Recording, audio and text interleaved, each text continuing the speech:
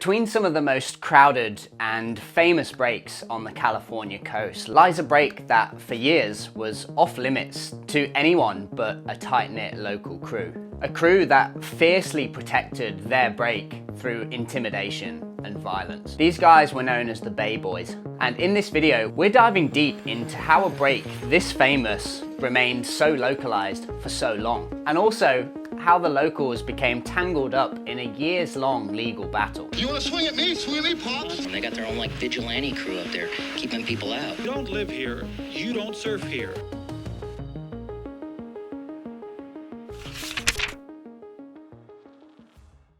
This is Palos Verdes Estates, an exclusive slice of Californian coast and private real estate developments, right on the edge of Los Angeles.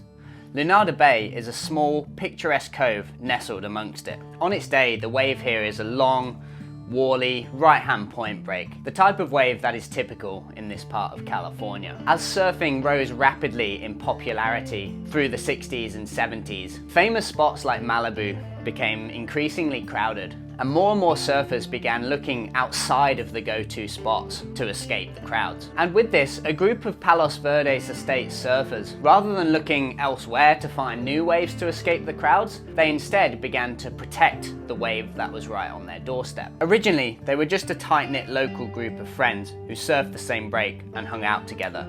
And it was more about camaraderie, shared stoke, and local pride than anything aggressive. However, during the 70s, a generational shift within the group led to a much more territorial and protective mindset.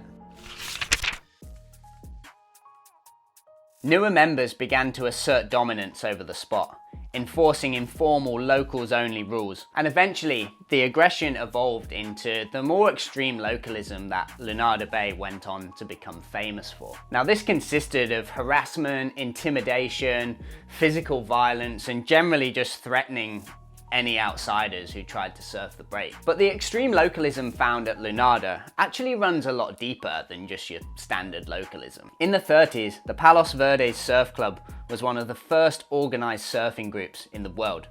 And back then, Palos Verdes and Lunada were more cut off from the rest of California, you know? It wasn't as accessible and linked together as it is today. And what was already a wealthy and somewhat isolated community, you know, that isolation sort of spilled over into the lineup. The locals at Lunada were often from wealthy families who had lived in the area for generations, giving them a sense of entitlement and power.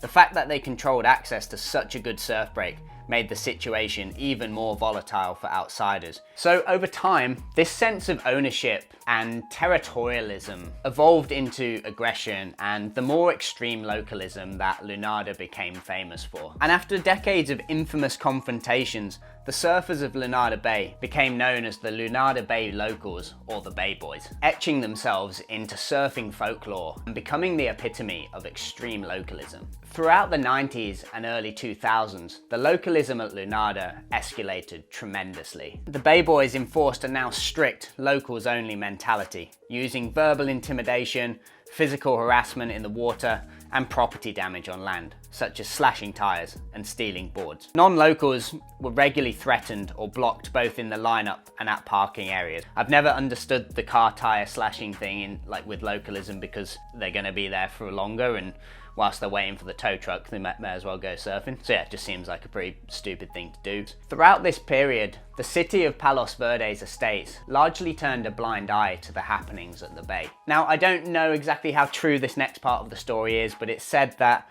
the officials turned a blind eye to what was going on at Lunada because a lot of the most prominent locals there were actually very influential figures in the city as well. So police often looked the other way, and it allowed the Bay Boys for years and even decades to dominate this piece of coast, which was technically public land. From then on, the bay remained one of the most localized and infamous surf breaks in the world, and incidents of surfers visiting never ended well. If you ever tried to surf Lunada Bay back then, or you have done since, please let me know in the comments. I'd love to hear your stories. I'm sure there's some pretty crazy ones out there. So obviously Lunada went on to become synonymous with extreme localism and general hostility to anyone who was outside of that tight-knit group who wanted to surf the break. And it was in 1995 that one of the most shocking incidents occurred at Lunada Bay. During a surf session, a local school teacher was beaten so severely while surfing there that he suffered a smashed pelvis, broken ribs, and lacerated liver, according to a 2016 lawsuit. So yeah, I mean, anyone like dishing out that kind of anger and violence over a wave, yeah, definitely needs their head looking at. By the mid-2010s, police logs recorded dozens of incidents of harassment and violence, including one surfer who recalled being told, "I want to kill you right now, but I don't want to go to jail because the surf is so good."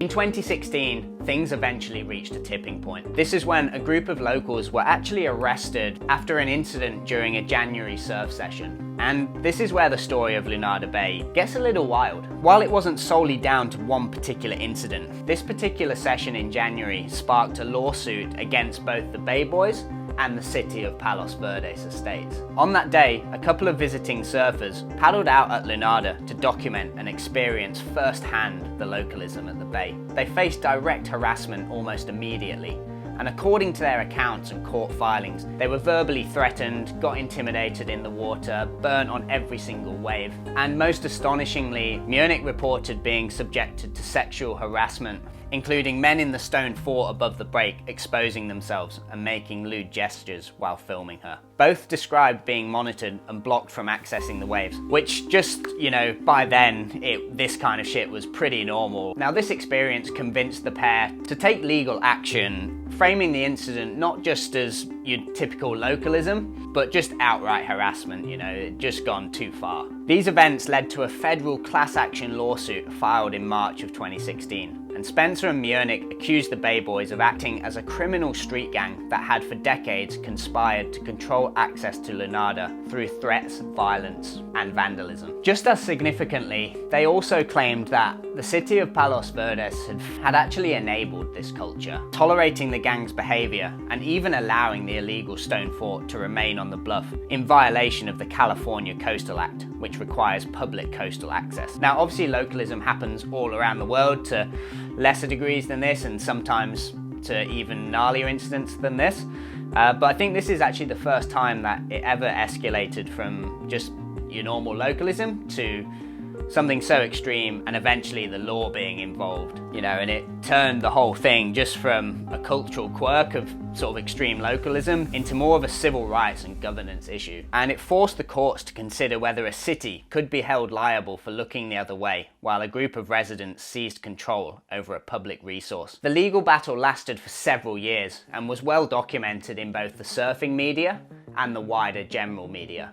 And eventually in 2024, the case was settled. And the case had significant repercussions for the Bay Boys. And while a 2018 federal court dismissal cleared them of criminal conspiracy, many locals agreed to stay away from Lunada Bay for set periods and pay fines ranging from $35,000 to $90,000. The city also agreed to make improvements to Lunada Bay, including adding benches, trail markers, and a drinking fountain to make the area more welcome to visitors. The removal of the stone fort and bamboo hideout, long used to monitor and intimidate outsiders, stripped the boys of their physical advantage in controlling the spot. And beyond the legal consequences, the Lunada Bay locals also faced significant reputational damage, with national media and surf media portraying them as this violent surf gang who had now just lost all of their power. It sparked discussions about the ethics of localism and the right of all surfers to access public surf spots and anyone access the land there,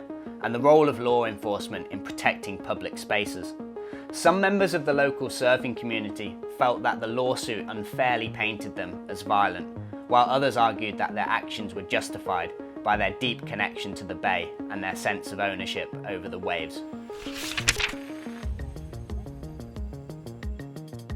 Despite all this, the lawsuit and all this stuff going on didn't completely kill localism at Lunada. While violent incidents were significantly reduced, territorial behaviour among long-time locals still persists to this day. But while many of the Bay Boys who had legally agreed to stay away from the Bay for a set period couldn't actually return, it did open it up somewhat, but its reputation and sort of this lingering air of localism about it still kept people away. Today, the spot is one of the most infamous in the surfing world for its intense localism, and remains one of the only surf breaks to become tangled in such a legal battle. So yeah, crazy story, this one. If you've got any more info, please let me know down in the comments. Yeah, I had a lot of fun researching and creating this video, so I hope you've enjoyed the story.